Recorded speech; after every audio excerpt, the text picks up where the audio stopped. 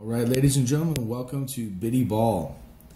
The way this is going to work is I'm going to announce the 6 matchups of the week, and then you guys can make your picks.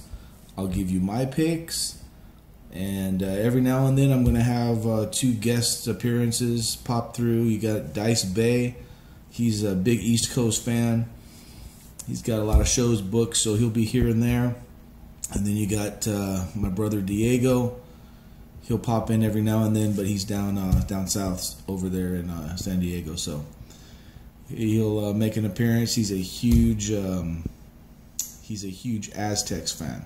I don't know why he keeps calling them the Aztecas, because it kind of softens their whole name. They're Aztec warriors, for Pete's sakes.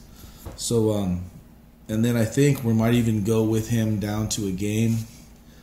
I'm not sure which one it's going to be, but now that the Chargers aren't playing at Qualcomm, the Aztecas have that stadium all to themselves. Oh, I just said it. The Aztecs have that stadium all to themselves.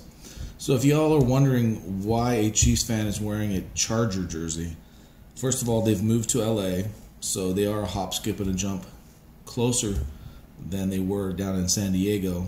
But no, I have not become a fan. Each week, I'm going to highlight a certain player and to watch for. So this week, it's going to be Antonio Gates.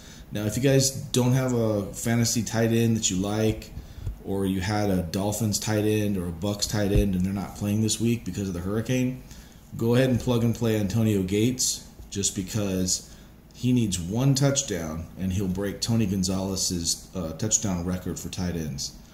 So they play the Broncos on Monday night. So if you don't have a tight end, throw Antonio Gates in there. He should be available.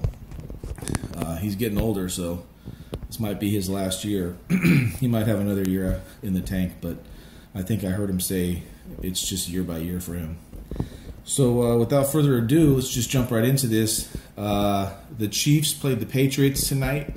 You had the first of 3 head-to-head matchups between East Coast and West Coast teams. So, like with me, I like to shake things up a little bit. Ever since I found out that the Pac and Biggie murders were revealed who did it. In case you missed it, by the way, it was revealed supposedly Suge Knight's head of security had a hit out on Suge, but he got Pac instead on accident. And then supposedly the LAPD did Biggie in. So that's what I heard. I'm not sure exactly if that's what went down, but back in the day there was a turf war, East Coast, West Coast. They had beef. So I said, hey, let's bring it back. Let's do this Biddy Ball, West Coast, East Coast, Beast meets West. So I mentioned the NFL teams on the West Coast. I mentioned the NFL teams on the East Coast. I haven't yet mentioned who's playing East Coast for the college and who's playing West Coast. So let me do that real quick.